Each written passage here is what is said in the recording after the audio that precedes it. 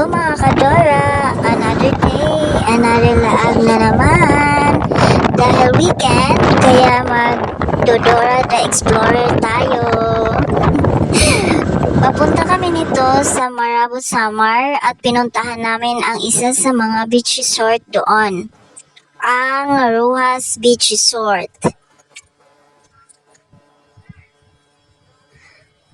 So mga 11 a.m., dumating kami sa Rojas Beach Resort. So ito ang asawa ko, bumili ng ice para palamigin yung mga iinumin namin. Mga alak, ganun. Since wala kaming ice box, kaya ang ginawa, yung top box, yung sa motor, yun ang ginawang parang ice box. So ito yung dagat. Ang ganda, kalmado lang siya. So nandito kami sa lilim ng puno, dito kami nagpwesto. Since naka-tent lang kami, kaya anywhere, pwede kami kung saan-saan pumesto, char. So dito kami sa may puno para malilim, hindi mainit. So ito gabi na, since nag-overnight kami, so nandito pa kami. So daming nag-overnight, kaya hindi nakakatakot. And then, may caretaker naman din. Since weekend, kaya daming maliligo talaga at daming mag-overnight. Masarap ang ambience. I mean, maganda yung ambience niya dito sa beach resort na to. Ang hindi lang medyo hindi maganda kasi yung dagat mabato siya. I mean, hindi siya buhangin. Yung ilalim mabato.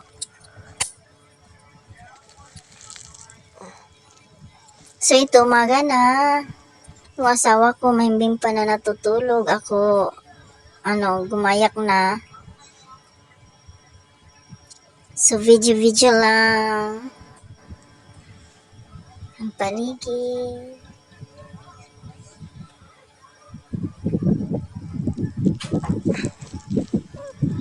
Mabuti na lang at hindi siya umulan.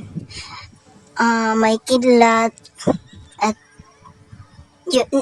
nung gabi is may kidlat. Akala ko ulan. Mabuti na lang hindi. Thanks God. Kasi naka-tent lang kami. Hindi kami nag-cottage kasi dalawa lang naman kami. So nag-tent na lang kami. So ito, bumalik ako sa paghiga kaya nakakaantok pa kasi. So ito, tumayo na ako at naglakad-lakad sa Dalampasigan. Dalampasigan. So, yung mga itim-itim na yan is seaweeds ata yan or seagrass. I don't know tawag doon. Basta ganon. Yung mga halaman-halaman sa ilalim ng dagat. Yun. Mabato kasi siya. At saka yung yung pangpang niya is malayo.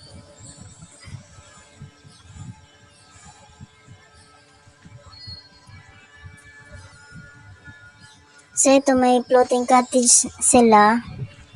So yung renta nito is 1.5 daw. Whole day ata. Whole day. So 1.5 yung rent ng floating cottage nila. Actually, maganda naman yung ambience ng beach resort. Ang nakakabikos lang or medyo nakaka-minus sharing Minus talaga. Mabato siya. Ganun talaga ang part ng Marabot is mabato yung dagat. So doon sa mga may floating cottage doon na malayo, yun yung pinakamalalim na doon na part. Yun ang pinakamalalim na part ng dagat. So kami, pumupunta kami doon, yung mga iba din na naliligo, pumupunta din doon, mag-dive kasi sa Pangpang hanggang hindi umabot ng tuhod yung tubig. Mga bata lang yung nanonood ay naliligo dyan. So ito na, nagluto na kami. Ito, mukhang buti teacher. Ay nako, ang laki talagang katawan ko. Taba-taba na. So ito yung mga ulam namin, pagkain namin. So kahapon pa, I mean, nung gabi pa or yeah. Yung isda, nagkabulol-bulol na. Basta ganon. Yung isda, tsaka yung lempo, kahapon pa yun. So, hindi pa naman panis. So, ito, linuto lang namin yung okra, pinito ang talong. May cook. So, yun lang yung Chef pagkain namin ng second day. So, nagluto muna kami bago kami maligo, mag-adventure, mag-kayaking, mag-swimming. So, yun. Nagulay kaming dala. Gulay. Because gulay is life. Gulay. Ibahan na ako. Ang surod nakalimutan namin pala yung magdala ng nasusunog na. ng kutsara or food tong para sa pagpiprito. Wala kaming nadala, nakalimutan. Kaya yung ginawa namin, kutsilyo na lang yung ginawang parang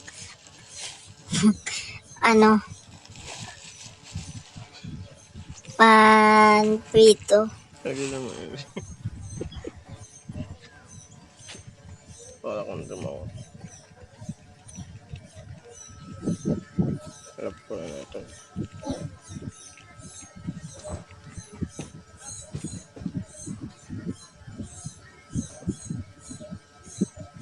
Adik kami tahan. Ano tunggin ko pa nito? Igigot ito kay para diri naturo.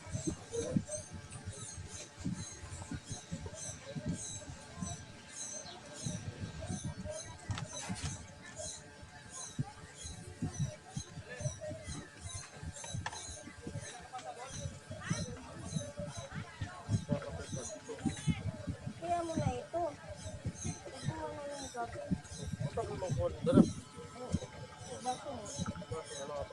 Oh, by the way, since maaga pa naman at wala pang ibang guest na naliligo at wala pang nagre-rent ng cottage, kaya nakilagay ng mga gamit at nagluto muna kami dito. May part 2 pa itong video na to. So, sa ngayon, just enjoy the rest of the video kasi wala na akong maisip na sasabihin sa voice over na ito. Kaya enjoy Ayaw bayad ka ng tubig. mga kadora.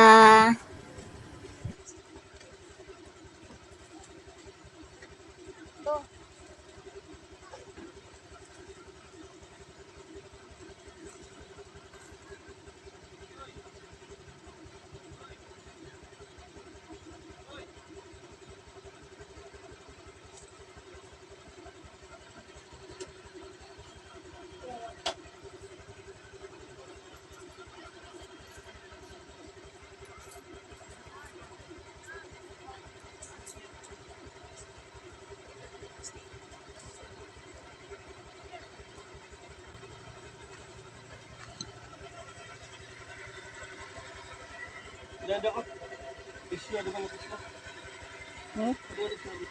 Main.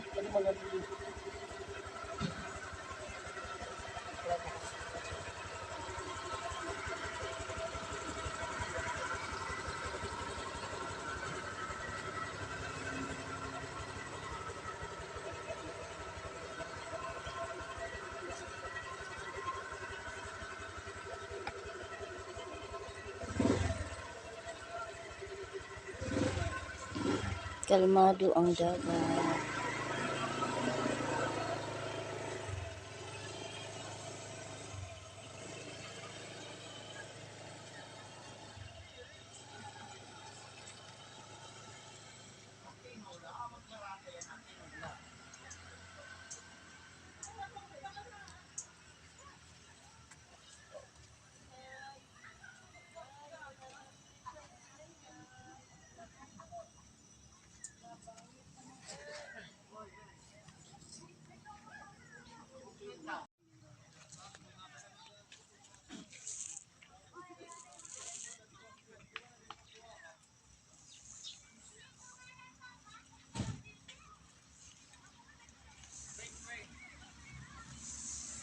Dito ka kayak.